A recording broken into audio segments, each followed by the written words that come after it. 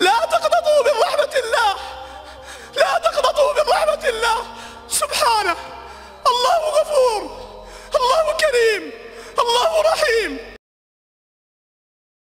قال الله: قل يا عبادي الذين أسرفوا على أنفسهم إيش؟ لا تقنطوا. مهما سويت من الذنوب، مهما فعلت، ذنوب كبار، ذنوب صغار، إيش قال الله لنا؟ إيش؟ لا تقنطوا. ثم قال: إن الله يغفر الذنوب إيش؟ جميعا. كم شاب وكم امرأة يقول وتقول هي: أنا عندي ذنوب، والآن شريط حياتي السيء أمامي، الآن شريط حياتي السيء أمامي، هل الله يغفر لي؟ هل الله يتوب علي؟ سبحانه، هل الله يسامحني؟ هل الله يغير حياتي؟ هل الله يقبلني؟ هل الله يجعلني أترك المعاصي؟ نقول: نعم، لو ذنوبك مثل الجبال. يقول الله: إن الله يغفر الذنوب إيش؟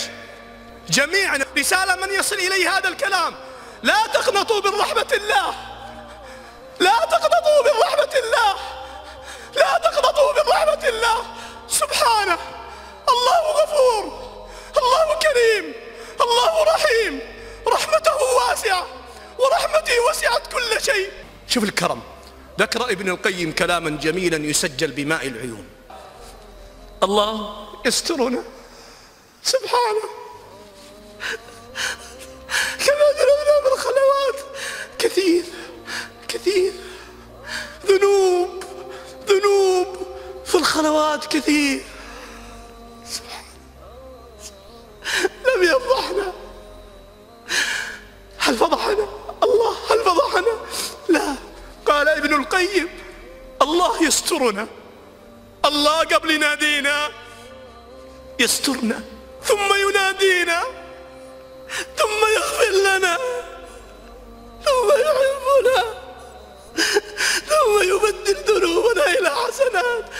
ما أكرمك يا الله، سبحانك، ما أكرمك يا الله. كريم سبحانه، كريم كريم.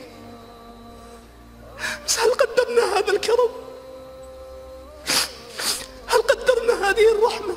سبحانه، ينادينا، هو غني، ايش يبي منا؟ ايش يبي منا؟ ما يبي منا شيء، ومع ذلك ينادينا بأسلوب تلطف ويسترنا قبل أن ينادينا، ويغفر لنا الذنوب، ويحبنا.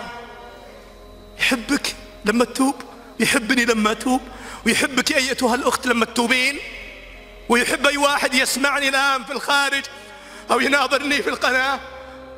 يحبنا الله إذا تبنا. يا الله، نذنب وتسترنا سبحانك، وتنادينا سبحانك. يشرك بالله، يزني، يفعل زنا، كبائر الذنوب، ومن يفعل ذلك يلقى أثاما يضاعف له العذاب يوم القيامة ويخلد فيه مهانا. ثم استثنى قال: إلا من تاب وآمن وعمل عملا صالحا. النتيجة: فأولئك يبدل الله إيش؟ سيئاتهم إيش؟ حسنات، وكان الله غفورا رحيما.